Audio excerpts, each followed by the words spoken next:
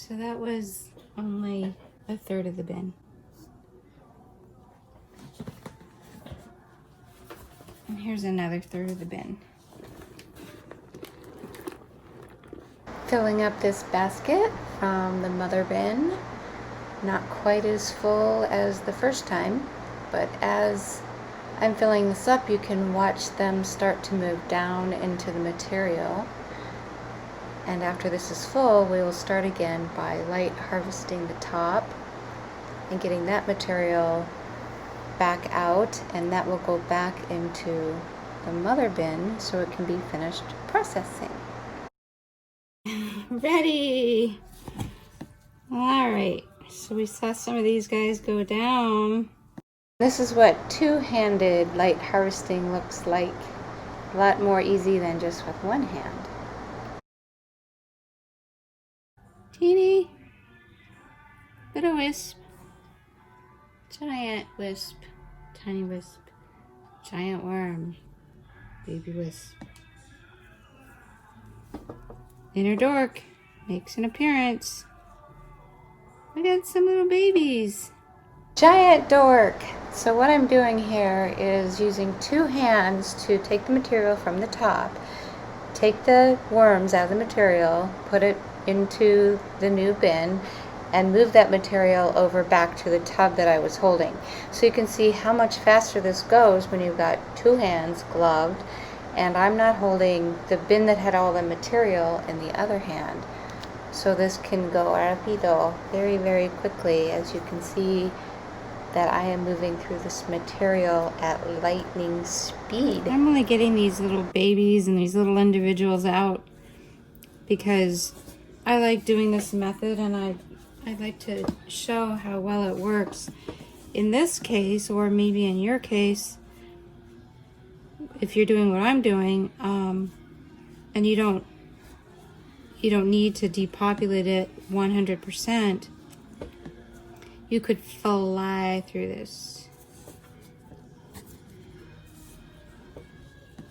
But if you're even, other than cocoons and maybe a few little wisps that you could miss, if you really want to depopulate the material so that you can harvest castings and have it, either use it right away or dry it so you can sift it, this is really proving to be a great method for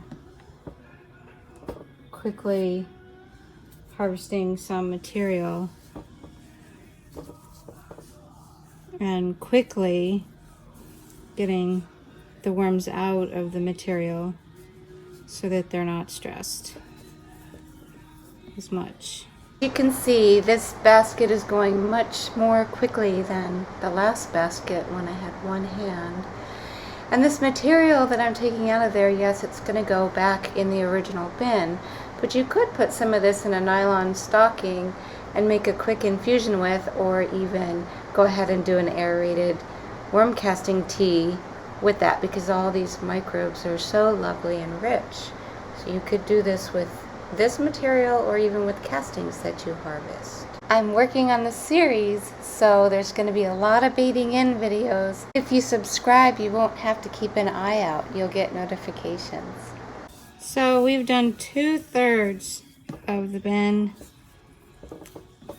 that I had. I think it was somewhere around 2,200, and so probably about 1,500 worms in here, and there will be about 700 in the other bin. So somewhere around 1,500 worms in. I'll tell you the time that it took when I look at the film. That is what it took. There's an update at the end, don't miss it. I think that this was a great example of baiting in. I will return the castings that were depopulated back to the bin with somewhere around 700 worms in there so they can finish working it. And here is that bin. This was the second third, so we still have another third. So we have two of these parts to go back with one more part. So 3 things that look like this for about 700 worms. So I think that'll be just right. And now we can take a look at how this is doing. You saw the worms go down, but there they are. Look at that. There they are. There are somewhere around 1,500 worms that we just introduced to their new bin. The new bin with garlic and shallots and so, not that they're new to this because they've been living at my house already. So, there we go. We have a new bin started for them. And welcome home, guys. Hope you have a good life. Your new bin. Do a lot of work. Wow, look at how fun. So you've got all kinds of food to eat in here and lots of room to stretch your little tails in. So, and plenty of room, you can find each other so you can hook up, make us some cocoons and eat, have babies and poop. We like everything that you have to offer, so poop included. So live well, my friends. Thank you for hanging out with me for this journey. It was probably a longer video than I was thinking because we got it done. We didn't have to wait till tomorrow. We didn't have to peek in the middle of the night to see any worm tails on the bottom. We just went for it. And it was just, this is a great method. I'm so thrilled. I'm so thrilled. Hope you give it a try.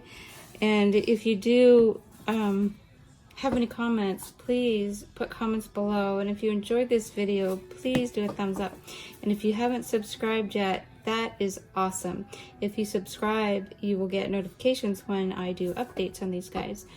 So you can see how they're doing along with all the other guys, the other bins and projects and things that I'm doing. So I would love to see you again. And thanks for joining me. Let's check in on the Vermies and their new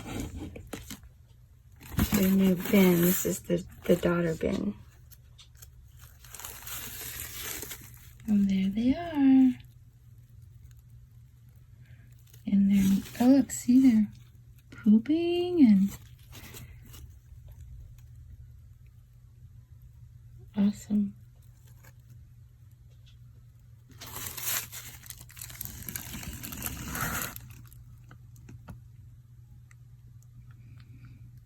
Yay! They're happy. They're doing well.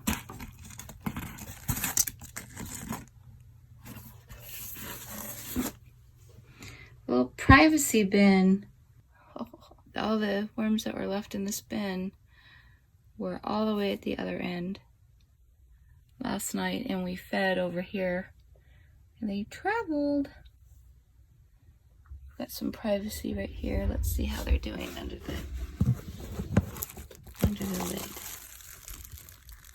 Yeah. These are some of the worms that were still in this bin, and there's lots of juniors and lots of cocoons and lots of babies, so it's going to be thriving and finish this material quickly. So that's how we're doing with the daughter bin, and this would be, I guess, the mother bin. Okay. So there is a check-in and they're doing well.